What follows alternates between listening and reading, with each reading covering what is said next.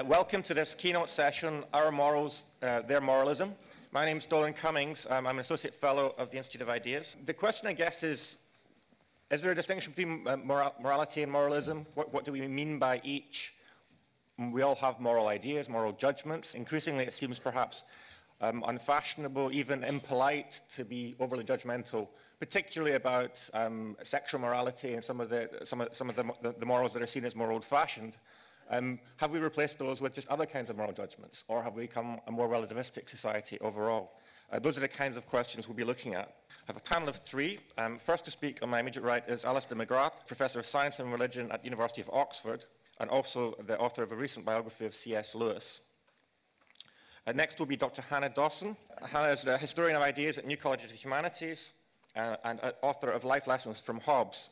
And finally will be Kenan Malik, writer and broadcaster, author of several books, including Fatwa to Jihad, and most recently, The Quest for a Moral Compass. Alistair, would you start? I wrote a biography of C.S. Lewis recently, and he gave a lecture in 1942, and he said this: I want to say Adolf Hitler is evil, but I don't think our culture has a language that allows us to do that anymore.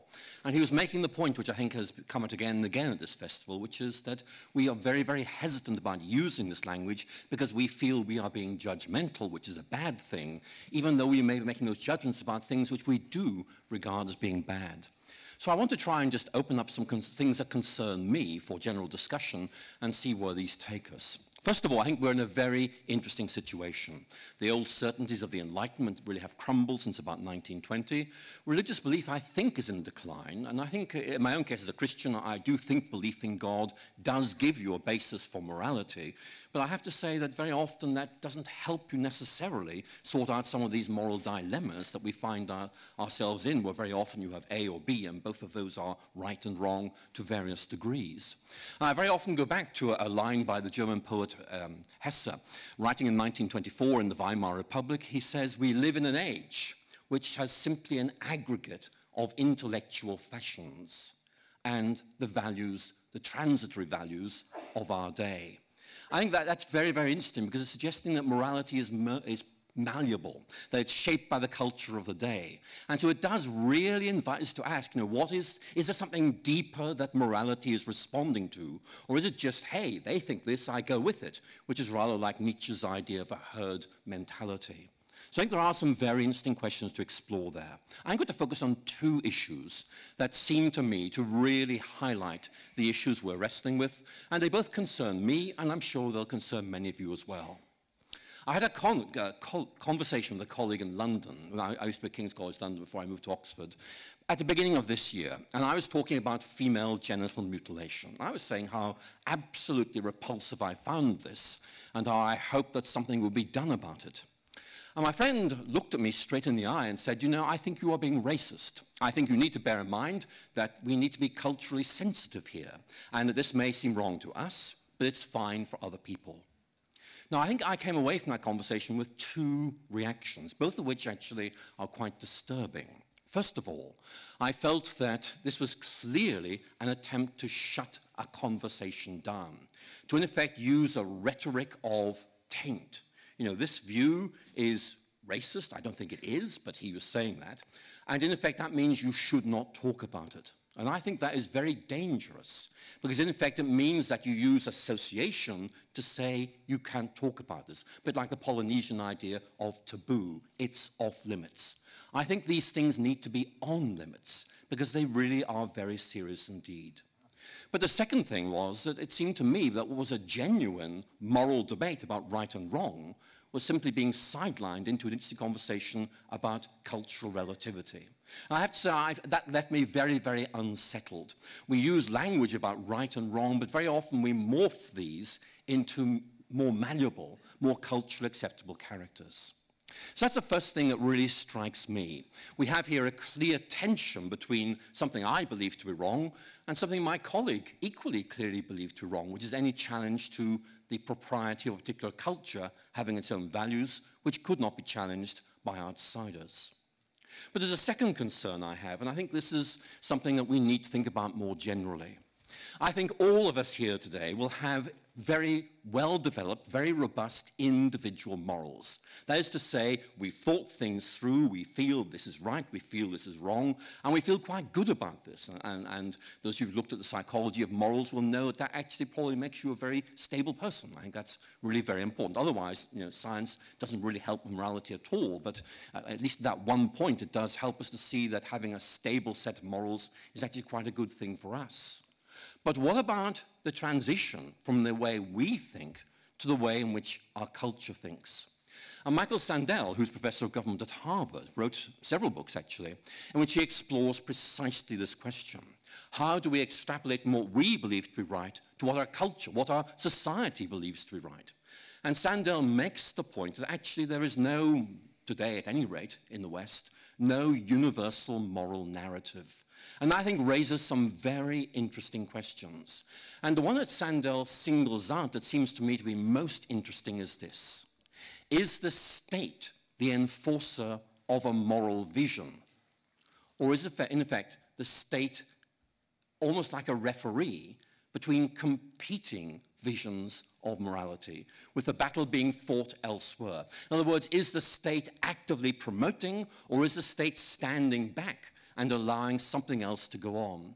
And again, that does seem to me to be something that's very significant and well worth thinking about. But Sandel makes another point.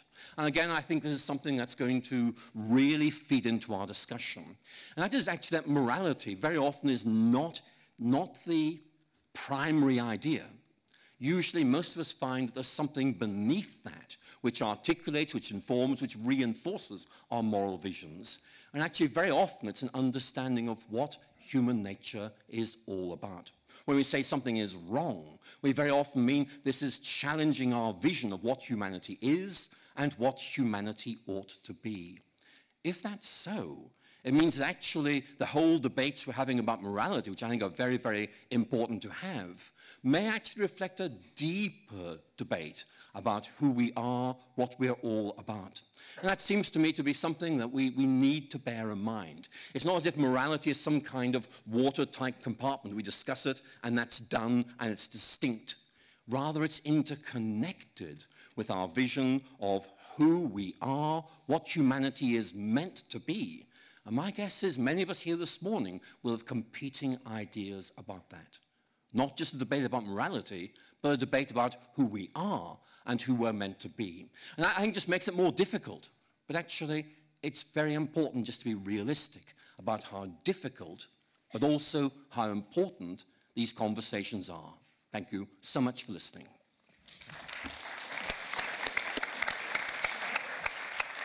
And Hannah. Thank you very much. So, if moralism is a moral judgment that we think is in some sense inappropriate or unacceptable or illegitimate, what is it, I want to ask, that distinguishes an illegitimate, inappropriate moral judgment, that's to say a moralistic one, from one that we deem to be appropriate or legitimate? That's to say, what is it that makes the difference between someone saying, I think you really shouldn't have killed that person, and we thinking, oh, well, that's okay, it's okay for you to say that, and someone saying to you, I really don't think you should have had an affair with that person, and you saying, hang on a minute, stop moralizing, screw you, don't judge me. What's the difference between a legitimate moral judgment and an illegitimate one, or a moralistic one? Why is it that sometimes someone says to you, you really shouldn't have done that, and you put up your hands and you say, fair enough, mea culpa, I did wrong? What's the difference between that situation and the situation where someone says you really shouldn't have done that, and you say, sod off? Okay, what is it exactly that elucidates those two kinds of moral judgment? In both cases, you're being told that you've done something wrong. I'm going to look at three possibilities, three ways in which we might elucidate this difference. And the first one that I want to look at is the distinction between the public and the private realm. So you might think that it's legitimate to make moral judgments about things that are in the public sphere. So you think it's okay to make moral judgments about taxation or education or the punishment of criminals. They're fair game, we think, for moral judgment. But we don't think it's all right to make moral judgments about things that are in your private life. It seems like there's this sanctuary, this sort of special sphere that's immune, that ought to be immune from judgment. But it seems to me that that doesn't quite hook on to the distinction that we want to make, because of course now it is the case that actually this distinction between public and private is being increasingly eroded. It's no longer sustainable, in the sense that, for example, we think it's completely legitimate to intervene with legislation in cases of domestic abuse, not only physical abuse, but also psychological abuse. We think it's legitimate for the state to pass legislation that will try to incur equality in the home through the policies of maternity leave, and now, hooray, the policy of parental leave. So we think it's okay, actually, to intervene in the private sphere. Indeed, we think that this defense of the private life, of the immunity of the private life, is itself often used as a kind of cover for inequality or exploitation or even violence. So that seems like the public-private distinction is not going to work in helping us work out what makes the difference between a legitimate moral judgment and a moralistic one. So the second thought that I had, the second idea that I want to suggest, is that it might have something to do with the fact that in moralism, the thing that the moralizer is judging is actually not a moral matter at all. That's to say, it's morally indifferent. It's not something that involves harm to anyone. And therefore, it's inappropriate, it's simply wrong for us to apply moral judgments because no one's being harmed.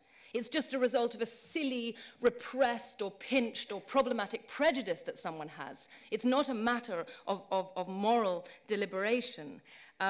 So, for example, to think of things that used to be moralized about, but now presumably we don't think we should moralize about, if someone has sex with lots and lots of people, or if someone has sex with someone who's the same gender as them, we no longer think that that's morally salient. We think that's okay. We think that's as kind of morally innocent, if you like, as eating a piece of toast. And it's inappropriate for us to make moral judgment of that thing. Now, while I think that that elucidation does cover a certain subset of things that fall within moralism, it doesn't seem to me that it actually captures all of them. It seems that there must be another thing that's going on with moralism in some cases, because, of course, it is the case that sometimes someone can be moralistic about something which is morally salient. That's to say, where there is harm that's involved or arguably involved.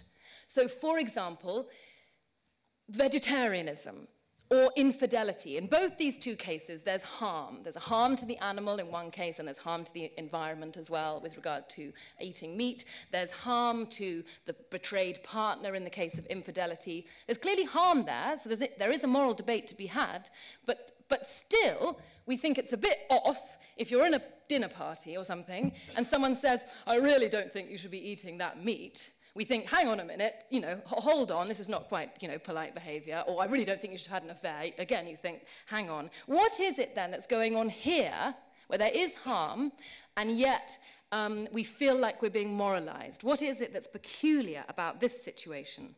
And this, I think, gets to the nub, this is the sort of third thought that I had, that gets to the nub of the peculiarly kind of interesting and distinctively problematic nature of moralism.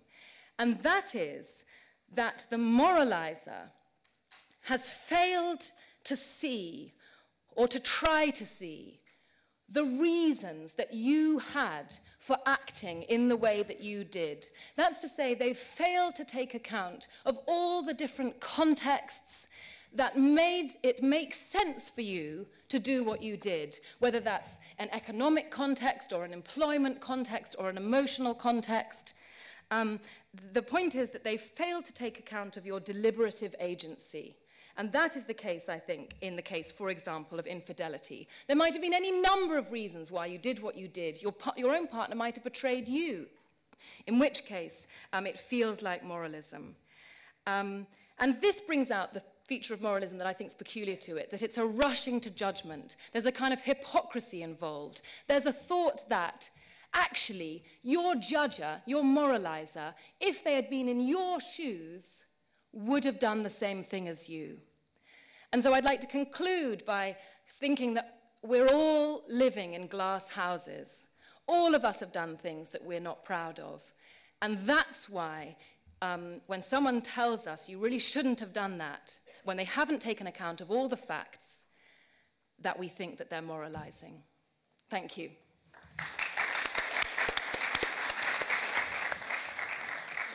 Every year I give a lecture to a group of theology students, would-be Anglican priests in fact, on why I am an atheist. And part of the discussion is obviously about values. And every year I get the same kind of response, which is to say that the trouble with someone like me is that without God, I can simply pick and choose what values I accept and what I don't. And every year I say the same. I say, that's true, but so do you. So in the Bible, as I point out to them, Leviticus tells us that adulterers should be put to death, Exodus, that witches should be killed, and so on. Now, none of my students would accept any of that, but other commands, other values in the Bible, they would. So in effect, they pick and choose. Now, what's this got to do with the question of moralism? Well, moralism is one of those terms that's easier to use than to define. You know, the measure of its usefulness often seems to be the extent to which you cannot define it. But at the heart of it, as both Alistair and Hannah pointed out, is a discussion about morality itself. You can't draw a distinction between a moral claim and a moralistic claim without having first established what a moral claim is and how one defines it. So what I want to do is kind of step back a bit and take a slightly different approach from Alistair and Hannah and not talk about moralism itself, actually talk more about morality and to step back and take a more conceptual view about this. See, my debate with my theology students isn't really about choice. Few people would deny that morality requires the making of choices, certainly not theology students. It's rather about the character of morality and the limit to judgment. Now, my view is that human judgment is all that there is to morality. For the students, as for most believers, there are necessary constraints upon human judgment, placed in their case by God. It's, you know, the Dostoevsky argument, without God, everything is permissible. And in this context, there's something quite paradoxical about the idea of moralism. Something actually that I think both Alistair and Hannah have hinted at. On the one hand, to be moralistic is to attempt to restrain moral judgments through the establishment of certain external constraints. To insist, for instance, that gay marriage or abortion is immoral because God says so, or to insist that such claims are unacceptable because they run contrary to contemporary liberal notions of human rights. It's also to extend moral judgments to spheres beyond morality, to politics, for instance, or aesthetics, again, usually to limit what is deemed to be acceptable judgment. On the other hand, to deem something moralistic, and hence not an acceptable moral claim, can itself be to limit what kinds of judgments are acceptable or unacceptable. The point is, this is not a debate between believers and non-believers, and I use the example of my discussion with theology students, but it's not that kind of debate. You know, many of the harshest critics of religion, from 19th century positivists to 21st century new atheists, have also expressed a yearning for what one might call ethical concrete. I think this is the heart of it. Ethical concrete, the insistence that values must be anchored in not in some transcendental God in their case, but in nature or science or some sphere beyond our immediate accessibility in terms of debate, discussion, dialogue, engagement. And what's being expressed here, I think, is a problem of morality in the modern world. It's worth looking at this issue briefly from a historical perspective. There's a paper written by the philosopher Elizabeth Anscombe back in 1958, a highly influential paper called Modern Moral Philosophy, in which she makes a point that the problem with modern moral philosophy is that while much of the world has abandoned its attachment to religious belief, apart from in a most superficial sense, moral theories, even overtly secular ones, are rooted in concepts that draw their force from a religious view of the world.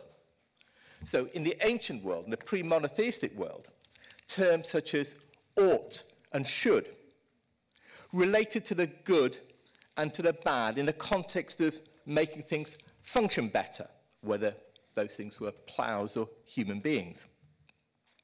Monotheism introduces the idea of moral laws, and it introduces to the notion of a legislator in the form of God and a police force, a moral police force in the form of the institutions of the church.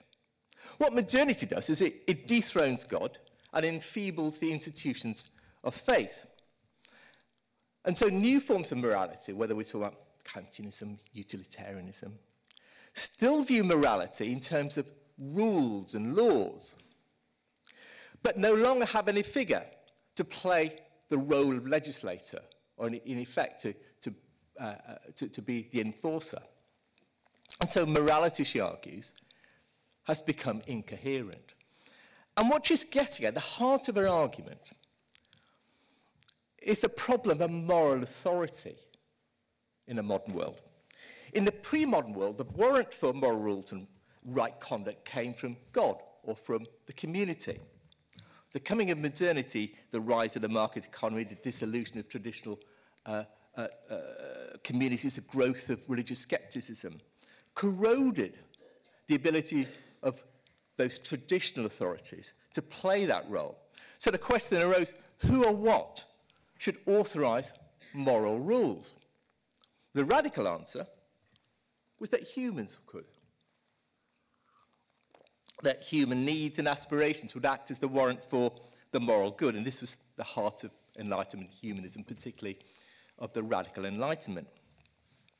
And it was a vision, if you like, nourished by the crumbling of the old, what you might call the God-ordained order, but rooted nevertheless in a faith of a different kind, faith that humans were capable of acting morally and rationally without guidance from beyond.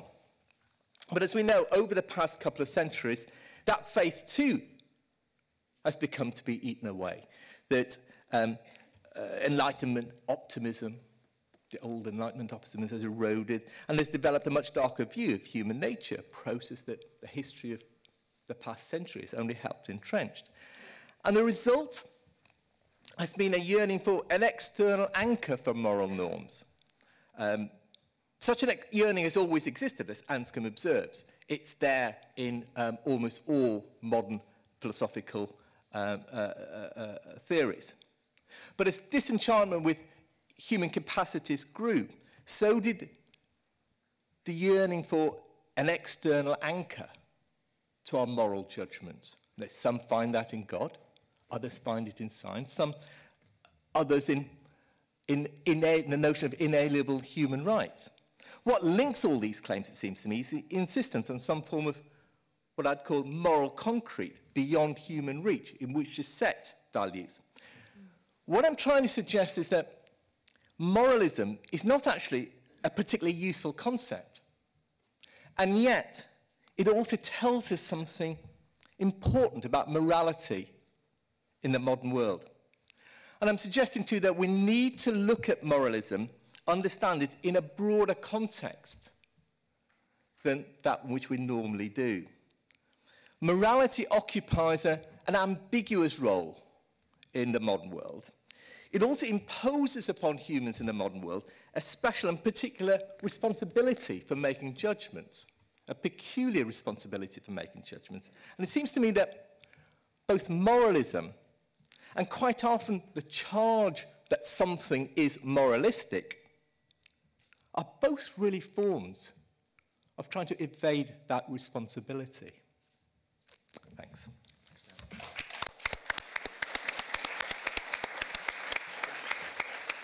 just going to tease out a couple of issues with the panel. Maybe starting with, if I take Kennan's idea of this ethical concrete and put that to Alistair, because Alistair, what you said about female genital mutilation put me in mind actually of something. I went to a lecture by Sam Harris, the American writer, where he talked about an argument he had with a colleague about whether the Afghan Taliban's treatment of women is objectively wrong.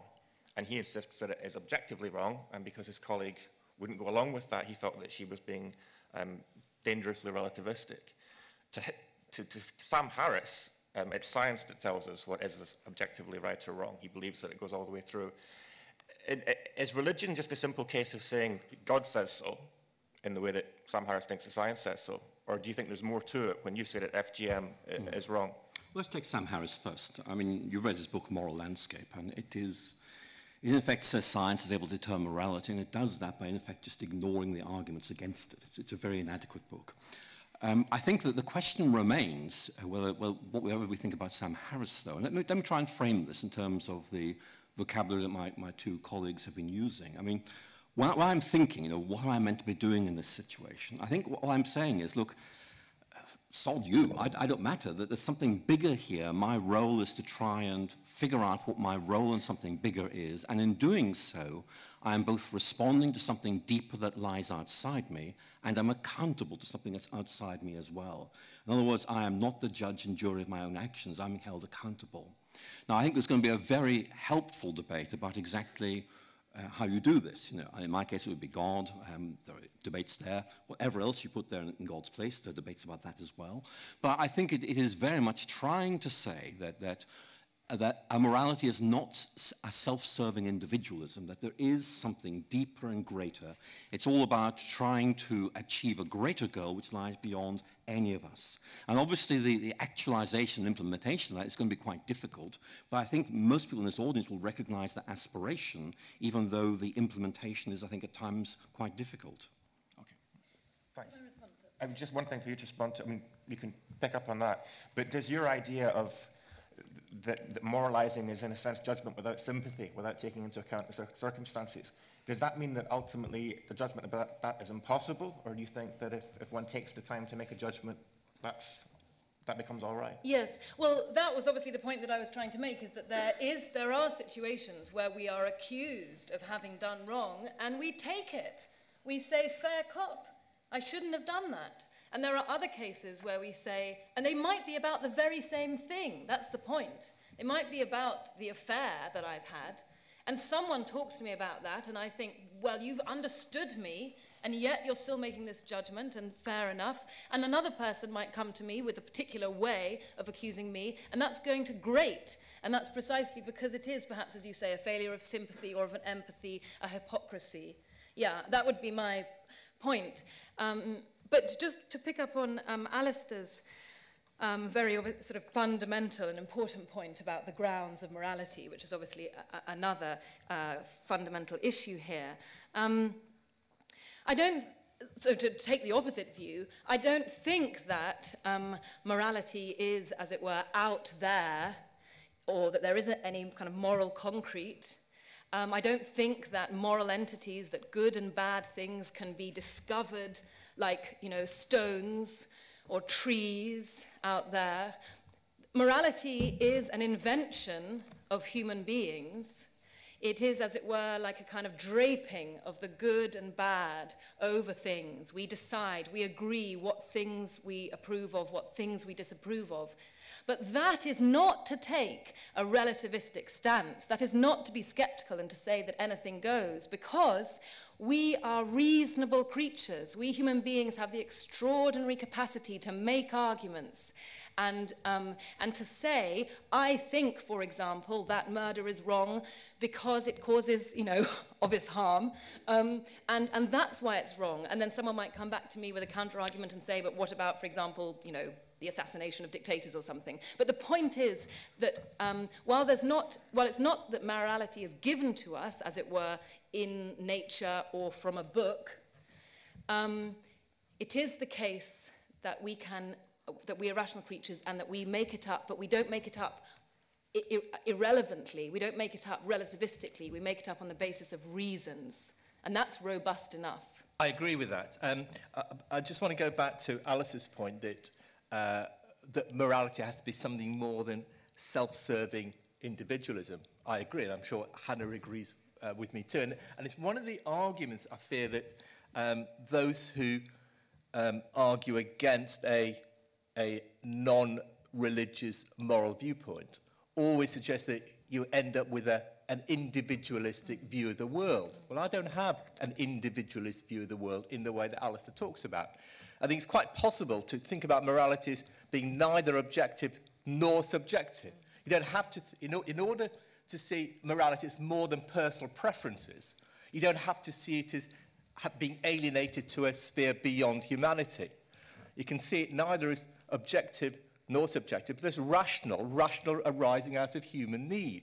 And those human needs created through us, by us, through our collective action and collective judgment.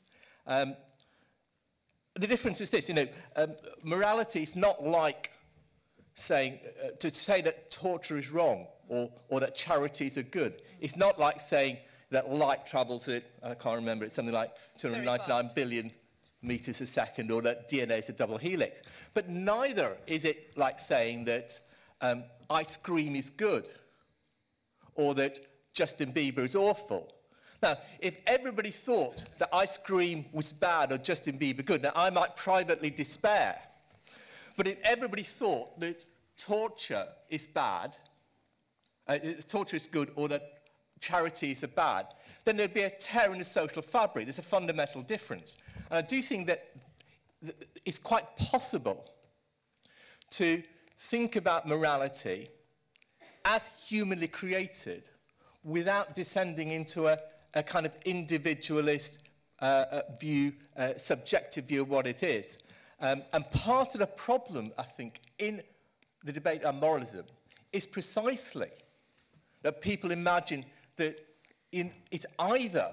morality is either personal preferences, subjective, or it has to be anchored in some sphere beyond us. And it seems to me that both those views lead to what I'd consider to be a moralistic view of the world. Alice, do you want to respond? Oh, yes, if I may. I wasn't saying it's a straight either or. I was simply saying my instinct is to do this. I feel a need for a bigger informing context. But I think both my distinguished colleagues, I'd like to challenge on one point. You've used the word reason. Now, reason is culturally conditioned. What one generation thinks is not what another. The very notion of even common sense is a social construction. I want to make the point that you've both implicitly assumed a sort of homogeneity of rationality down the ages, and that was what Hermann Hesse was getting at in that wonderful lecture given in the Weimar Republic, the longing of our age for worldview. Why are we longing for this? Because we recognize that everything is transitory. All we're doing is buying into the socially dominant norms of our generation, which a future generation will say, why did they think that was right? They're wrong.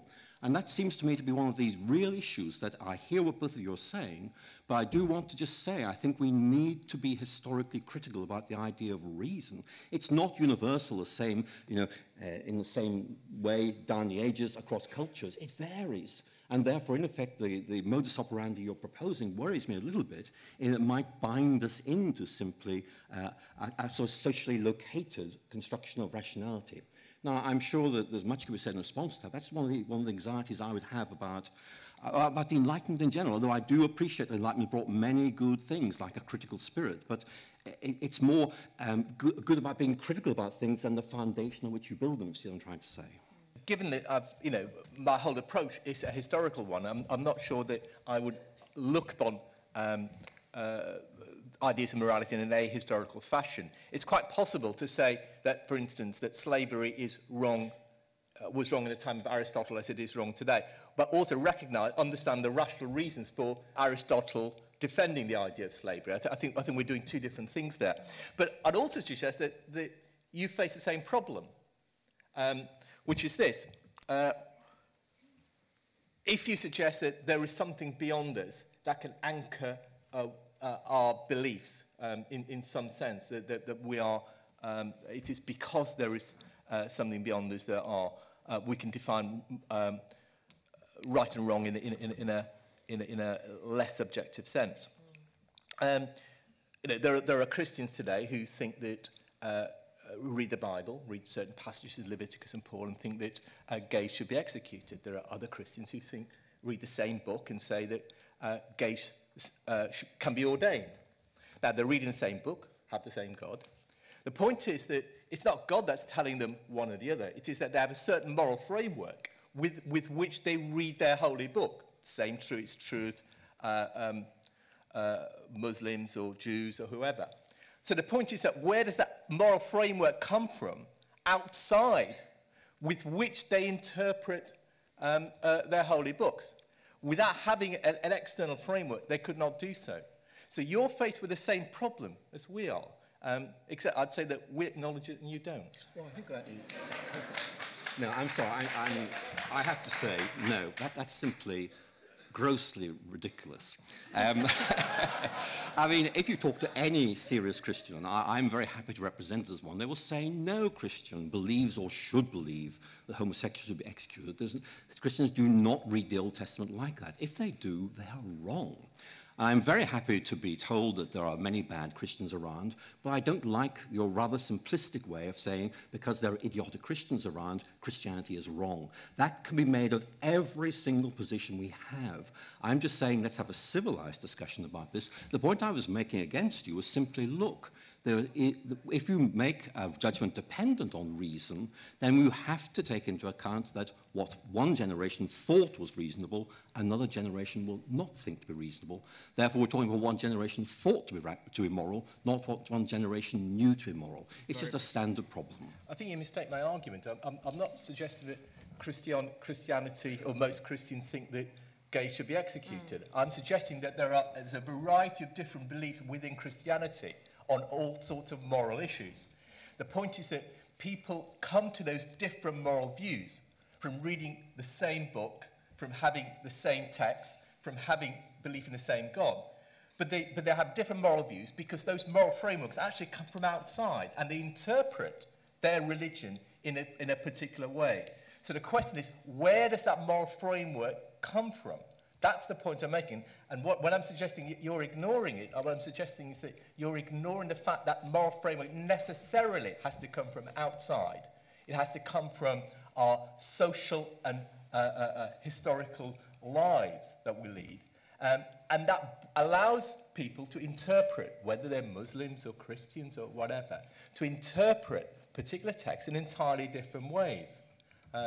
That's the important issue. Hannah, do you want to add anything before we I think the audience want to talk. Okay, good. I don't think that Professor McGrath actually really explained why Keenan Malik just gave a caricature of what Christians do with their own scriptures there, because ultimately, if you're looking at the scriptures reasonably, what you're going to do is you're going to say, if you're a Christian, how does Christ essentially make a difference to the Old Testament? And yes, because we are the new Israel, the old Israel laws about penal punishments for gays, etc., no longer apply. There's an actual rational grammatico-historical hermeneutic that is applied there based on reason, not based on some moral framework they bring to the text. That's eisegesis, not exegesis. But the question I want to ask both members of that panel, aren't they engaging in casuistic question-begging by trying to say, oh, well, we use reason to determine law. We think about harm. We think about what would be damaging to the social society. Why are these things, why are you making those things in some way a norm for moral judgments? In some way, you're appealing to a moral concreteness as well by saying it's about harm or the good of society. Why should it be? Ultimately, if you don't have a social concrete,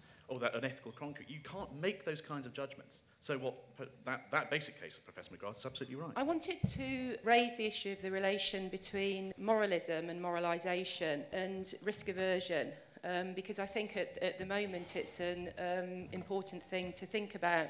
By risk aversion, I mean a kind of sensibility whereby we think of ourselves as vulnerable and at risk in our everyday lives and our encounters with ideas, the wider society, and indeed with each other. And the reason why I'm raising this is that I think if you take the example of sexual relations, what it draws my attention to is the fact that you can have a pretty thoroughgoing relativism coexisting with a very, very high degree of moralisation. And I think it's wrong to see the two things as contradictory or that they can't exist together. So if you look at the way things work at the moment, undoubtedly there's relativism when it comes to sexual life. Anything goes. At the same time, I would say that there are extremely moralistic attitudes towards sexual behaviour. which demand all the time above anything else, however you have sex, it must be safe. And its safety must not only extend to its physical safety, but also to people being aware of, in a fairly extensive way now, the potential damage that they may cause to the emotional stability of other people if they have a sexual encounter with them. So if you look at the discussions that are now going on, that have been discussed a lot through this weekend about consent, the idea that we need now very extreme guarantees of what will happen and what will be safe in advance of a sexual encounter, that's a pretty extreme version, to my mind, of risk aversion, which is also extremely moralistic. I mean, it brings with it a very high degree of policing in the form of codes of conduct and, you know, policing in the form of the police. So we now have a very policed sexual life, even though it's very relativistic. And I think that's an interesting aspect of the current condition that we're in. It strikes me, if you take from that the idea that this is predicated on a particularly heightened sense of personal vulnerability, where we almost want to wrap ourselves up in a bubble before we have an encounter with anybody else, whether it's in the form of speech or sex. We want to know we're not going to be damaged by that encounter with another person. Yeah. That provides no basis for a moral view, and it provides no basis for moral purpose, because moral purpose has to be based on a different idea of the individual, which is outward-looking, seeks to have meaningful encounters with others and seeks to learn from those. I mean, that's what you're talking about, isn't it, Hannah? A different idea of the individual as the basis for a moral purpose. I don't know how many of you are familiar with the book Moral Tribes by Joshua Green. I know it's a pretty recent book. I don't know if the panel's familiar with it. It's, I think, a very interesting book to read in this discussion, if you're interested, in which he argues for this kind of common moral currency, right? It's kind of, if you have different moralities, if we can't agree on different moralities, that's kind of, I think, something that starts here again. What are the values you like? What are the ones you don't? You need some kind of common currency to make decisions on a global level, or maybe even within a country, or maybe even within some part of a country. And this is what he argues for. He kind of goes back to this idea of utilitarianism, but he calls it differently because utilitarianism has a very bad reputation, of course, and so I'm not going to tell the whole argument, of course, right now, but I definitely recommend anyone interested in this to read that.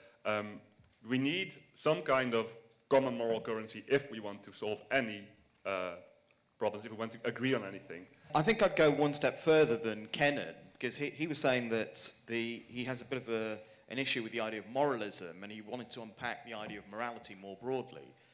Because for me, morality and sort of morals are a demand for conformity. They're an attempt to hold people to a standard of behaviour.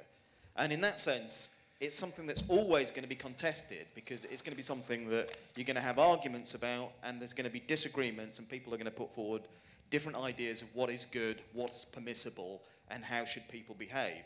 And in that sense, if something is contested, rather than putting the idea of morality and having the continuity with the religious tradition out of which it emerges, I would suggest that the contested nature of it means that it's much more like politics. And therefore, in that sense, the idea that we should have some kind of morality that is grounded and therefore uncontested, it's not going to work, because morality is something that we're going to have arguments about, and therefore today I think it's much more useful, rather than to confuse it with a religious tradition that goes back a long way. The way that Kenan and Hannah are talking about it makes it much more similar to politics than the traditional ideas of morality. I didn't know that this last comment was going to come, but I do agree that there is, of course, a link between morality and politics, because politics is supposed to be an expression of what society as a whole thinks morality is. They're linked, of course they're linked. My interest is this external anchor that we have been talking around, and what the external framework, almost like a moral absolute, could be. The only hint in that direction we've had so far was from Hannah, where she brought in the idea of, well, does it harm? Does it do any harm? But you've immediately relativized the whole thing by putting the idea of context into it. So if we put the cultural context into this, for example, FGM becomes relative, right? If we are putting, in addition to that, the individual versus the greater good into it, it becomes even more relative, because what might be harmful to one person, and I avoid it, but then immediately I cause harm to hundreds of others. You know, ISA, for example, might argue that what they are doing is moral because it is for one particular good, but it's harmful to loads of others. So the moment we put context in, we relativize. I'm looking for, and I'm sorry, I'm a bit of a black and white person, but I'm looking for the moral absolute. Can we find it, please? Okay, Hannah. So in immediate response to your last point, I yearn for the moral absolute, but I would just say immediately with regard to the question of FGM, I think there's nothing relative or negotiable about the harm that's caused in mutilating a woman's genitals.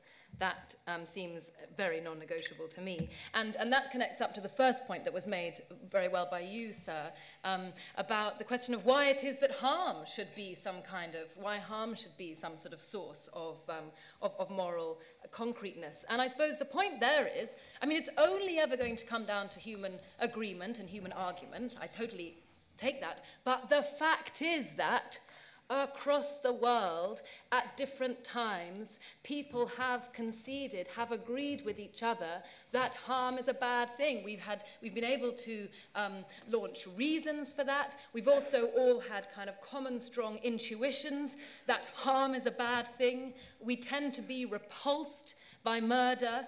And if you're not repulsed by murder, then you're thought to be a psychopath outside the norms. And so that suggests that although, of course, you know, morality, I think, you know, if you're not religious, is always going to grow on stony ground. There's no other place it's going to come from.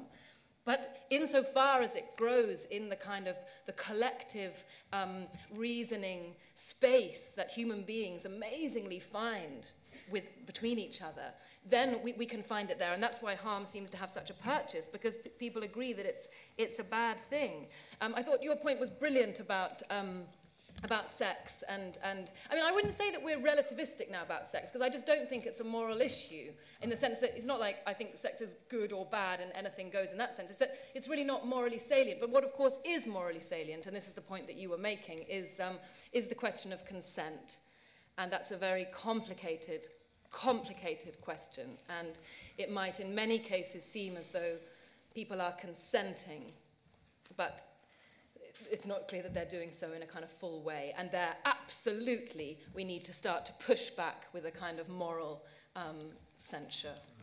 I just want to go back to this point about morality and politics that someone raised, because I do think it's very important, and I do think some of the problems that we have today is because of the transformed relationship between morality and politics. Again, if you look at the distinction between the pre-modern and the modern world, it's quite interesting here, because in the pre-modern world, morality and politics were inextricably linked because social structures were seen as a given. So morality was about how to define right and wrong behaviours within a given structure of society. In the modern world, the coming of modernity, politics and morality become inextricably linked, but for the opposite reason, because social structures aren't seen as given, but are contested, politically, physically contested.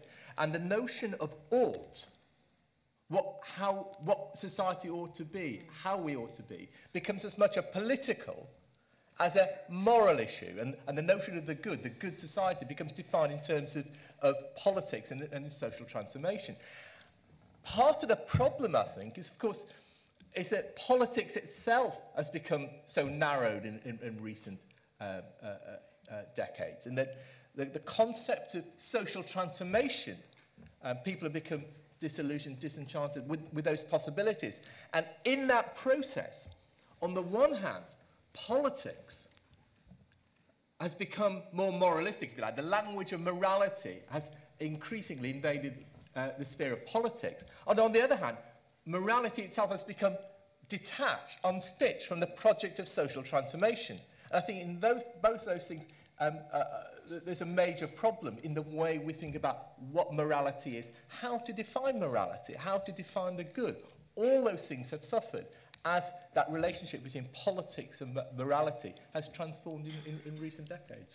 Alistair, let me add a question of my own for you, which is, talking about Christianity, one of the interesting things about Christianity as a religion is that it could be understood as a critique of moralism, in fact, of, where Jesus rails against the Pharisees.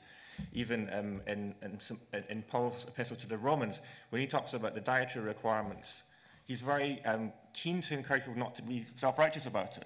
So yes, we know you don't have to observe the old Jewish rules, but you shouldn't look down on those people who do. You should even go along with them if it helps them. This seems to me a more kind of reasonable, relational type of moral thinking than following rules from the outside. I mean, do you recognise that as well, I recognise that. I mean, he doesn't use the word moralism, but you've got your finger on it. I mean, basically, it is not rules for rules' sakes, but basically this is something that is good. And I have no difficulty with that. I think that one of the issues here is that I hear the criticism being made of religion, but let me just tell you, as someone who used to be an atheist and became a Christian, I think one of the things I find is that it's not simply I have a vision of what the good is, but I also feel motivated and inspired to try and live it out. And it's not so much, this rule, that rule. It's much more wanting to love people and trying to do it that way. But if I could pick up on 2 points from the audience, I love the point about morality and politics up there. It seems to me that there's very little evidence that politics has become moral, but I think there's a lot of evidence that morality has become more politicized. And I think it's very, very helpful to apply a sort of sociological in-group, out-group approach, where very often what we're finding in our culture is that there are certain in-groups who define themselves with certain moral values. If you don't hold that or stick to that, you're out. And so there's a certain sense in which we have almost, like moral values being like policies. And I very much regret that. I think I see it happening, and I do wish it wouldn't happen. But it does mean that very often a perfectly good discussion about the nature of morality does become hijacked by political agendas. And I very much like your point about the transcendent basis of morality. And again, I would argue that using lines very similar to Iris Murdoch, that you can give a very good defense of that. You don't have to believe in God to do that. There's the whole genre of philosophies would say, unless you have some transcendent basis for morality, you are in some difficulty. And of course, if you're religious, you would add on to that. But it does seem to me that one can nevertheless say you can have a transcendent basis for morality which is sensitive to the context in which you exist. So I think the dialectic between, I mean, if I could put it like this, I mean, if I'm told to love, which I believe I am, and I believe I want to do, then perhaps how I express that love in one context might be different than from another context. It doesn't exonerate me from the responsibility of trying to figure out how to do it in this context, but nevertheless there is something from beyond that context that informs my action in that context. There is obviously one sense in which morality is always outside. And that's in that we are a species which exists as individuals. And no individual human ever creates their own morality. It's just not possible. They always do it in a conversation, and it's a prolonged conversation. And it goes on when you're watching CSI, and when you're watching the news, and when you're here, it goes on in Parliament. And it's an extensive, and it never ever stops. It goes on when you're talking to your children, it goes on when you're talking at school, at work, and all of those engagements, you'll find very, very quickly you're constantly comparing and making moral judgments and trying out moral judgments. You say, "Oh my God, did you see what she was wearing? I can't believe it. What he did, blah blah blah." And you're trying them out. Sometimes you discover, lo and behold, that what you thought was obvious was ridiculous because your good friends are looking at you like you're an idiot. That's the sense in which, obviously, the religious idea corresponds very closely to our experience, because we don't make our own. Aleister Crowley said, "Do as you will should be the whole of the law," which would be really brilliant if you could actually live like that. But where did it go? Obviously, it's a negotiation, and it's a prolonged and strong negotiation. So it is objective in that sense. There is an objectivity, but I feel very complacent. I feel really, there are 6-7 billion human beings, and that they don't murder each other and eat each other's children, and all that thing is really compellingly impressive.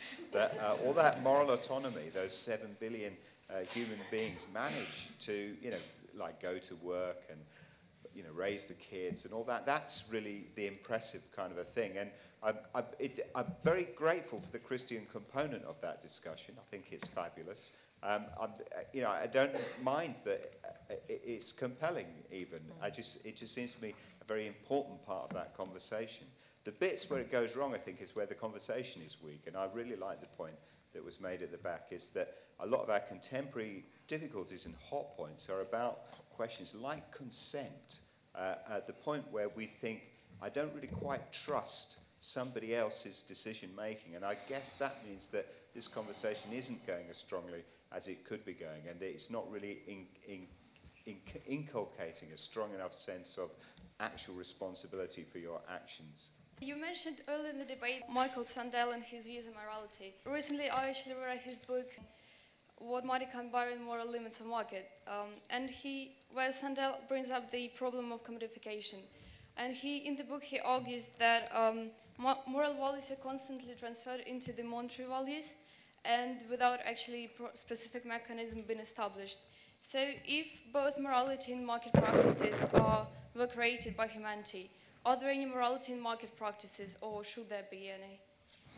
If you borrow a lens of social evolutionary psychology on the issue that you've been discussing, values have an adaptive function.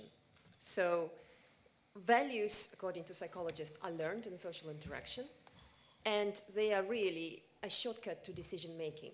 So they're not rational, they are adapted shortcuts to make decisions.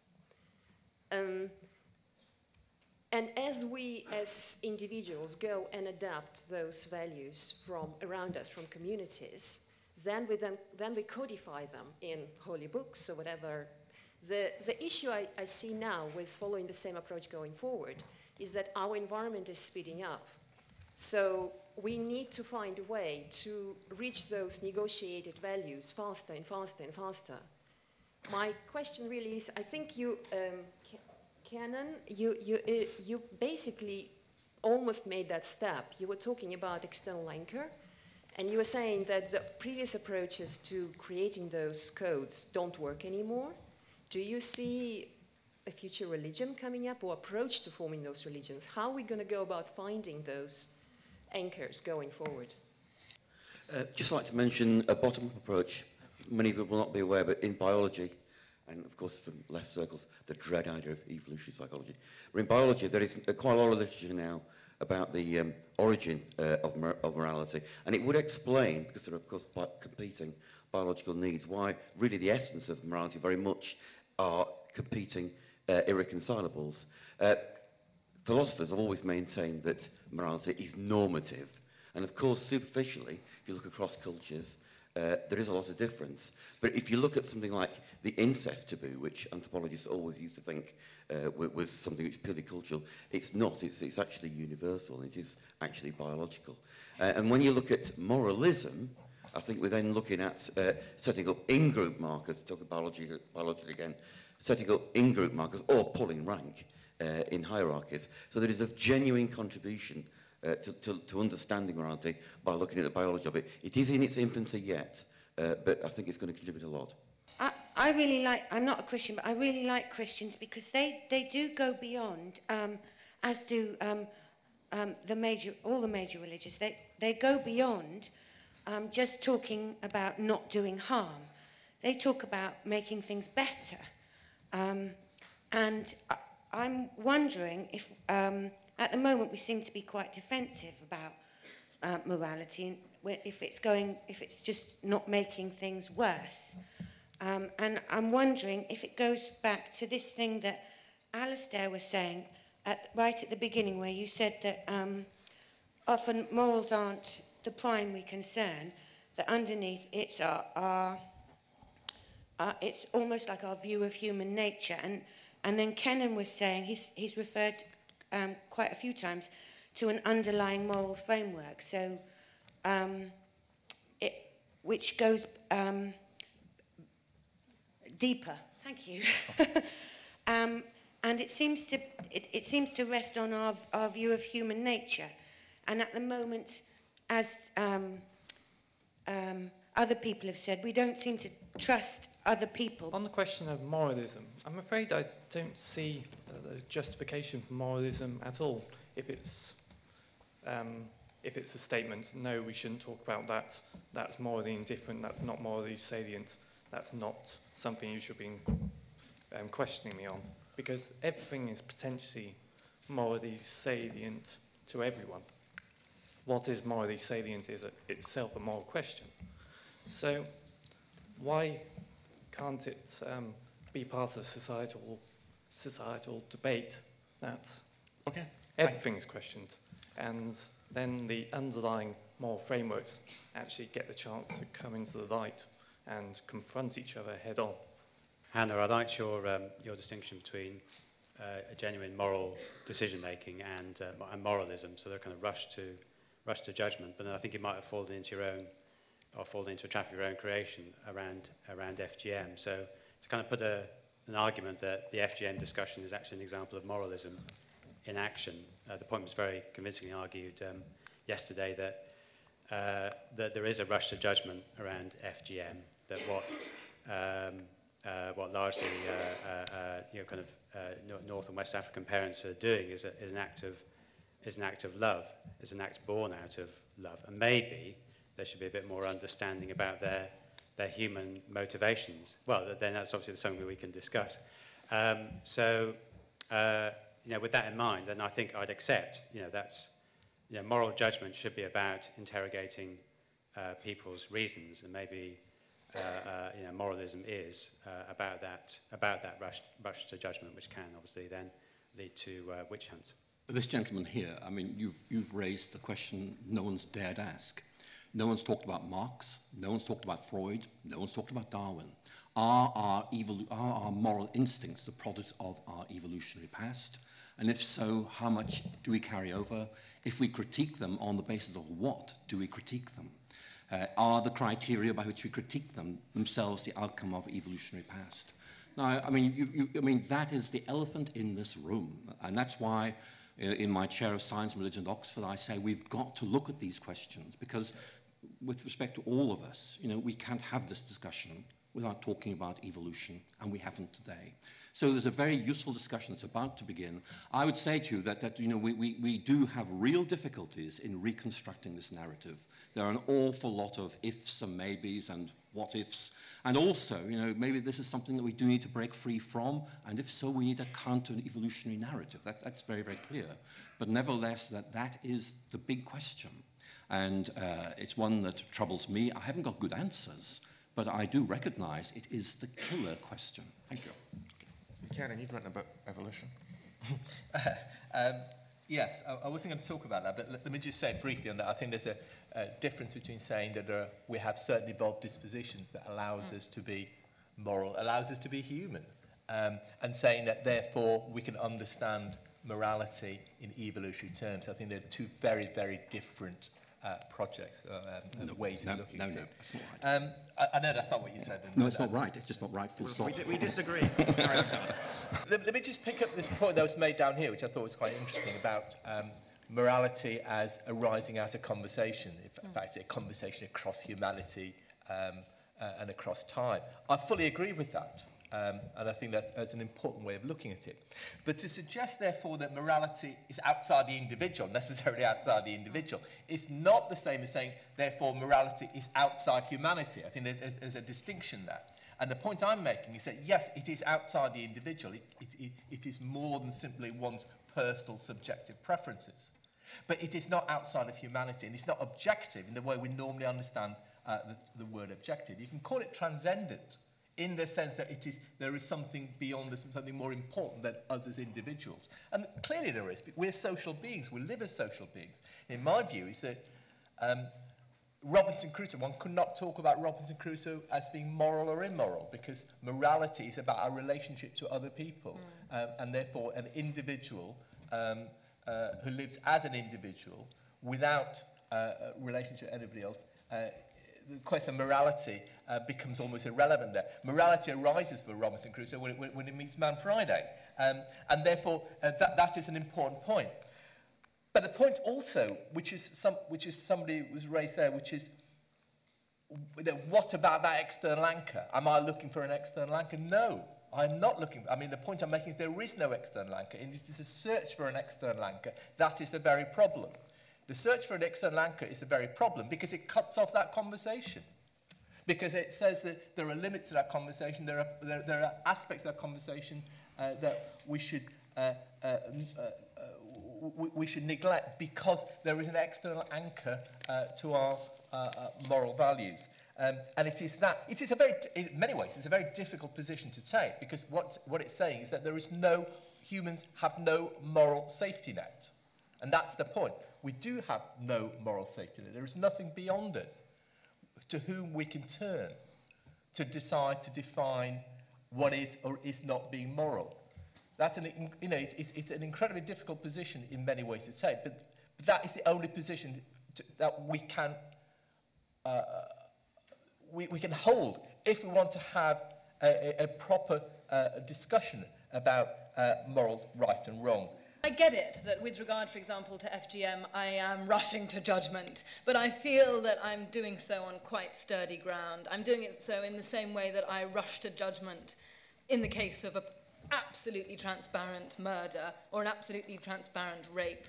And I think that, there are some, it turns out that there are, if you like, there's a sort of spectrum, isn't there? And there are some things which seem to be very much up for debate, and there are others which seem less so, and it seems that actually across the board people tend to agree on what those are, and I feel like it would be a very good day when we put FGM squarely in that category. And so in relation to that, I think that it is very important that we push back to the arguments about cultural relativism with some assertion of the view that there are such things as universal human rights. One of the things that I noticed when I was speaking to some students, and I asked whether it is permissible for a young woman to be promiscuous. Actually, I don't think it was me that asked that, but it came up. I would never ask that. That would be wrong. But what I found interesting was that each single one of the young women said, it's absolutely fine to be promiscuous, there's no problem, but I would never be promiscuous. And it strikes me that the difficulty is that we are not having these conversations and that we're excluding people from our own moral universe. There's no assumption of a shared morality, and that's the real difficulty. Is that we should have moral authority over other people. I think that's important. I think that's the whole essence of morality is that there is some sort of authority over other people. That's not to say you couldn't have a moral conversation. I like the point at the front. But at the same time, we shouldn't fly from moral authority. And that seems to me the real difficulty. What we all have in common is an ability to reason. That's what makes us human. And so therefore, it's the ability to reason that is the basis of our morality. Shutting down these conversations is the very, very worst thing that we can do. We can assume, that we shouldn't be able to condemn others. When you refuse to judge, you are refusing to take moral authority over people, and you are refusing to enter into a moral dialogue with these people, and that surely is the problem today. It seems to me that the problem with an approach without an external anchor is that it doesn't actually help with decision-making, because if we assume that morality arises out of humanity and out of reason, then if we are faced with two prima facie reasonable people, like the discussion about FGM we just had, then how are we supposed to decide, given that you are both human? Saying that one is more moral than the other would sort of seem to imply that one of you is sort of less human or something like, given that morality arises out of humanity. So that's the sort of problem I see if we were just to say reason. There seems to be a consensus that while we don't want to rush to judgment, we don't have to start from scratch every time we make a moral decision, because there's a conversation or a tradition that we can refer to. But I guess the question is, what is the nature of that conversation, and is it in a particularly weak position today as opposed to in the past, perhaps? So I'll take a minute each from the panelists in the order they originally spoke. So, Alistair? Picking up your point, 1 minute, okay? Nazi Germany, everything turning to shit. One man writes a book called The Eternal Return of Natural Law. There has to be something beyond these dictators to which I can refer and say this is wrong, even if other people say I'm wrong. And that instinct has not gone away, it's not going to go away. And that's one of the reasons why people keep asking that question. Is there something beyond on which I can ground my judgments in this world?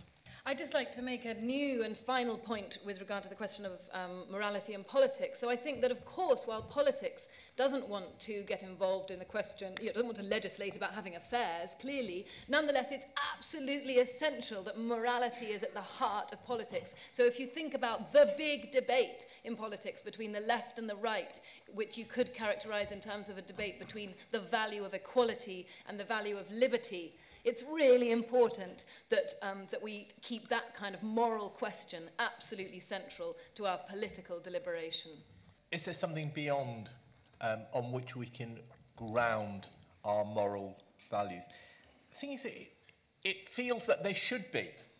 It feels like if there isn't, then that conversation that we talked about will go on interminably and there can be no resolution. Well, I'm sorry, that's the condition of being human. The condition of being human is that we have that conversation is the only thing that we have. And if we're uncomfortable with that, what we're really being uncomfortable about is the fact of us being human. And that's why Alistair's point right at the beginning, that what we're really talking about when we talk about morality and moralism, is actually a much more fundamental, deeper issue about what it is to be human. Is absolutely right.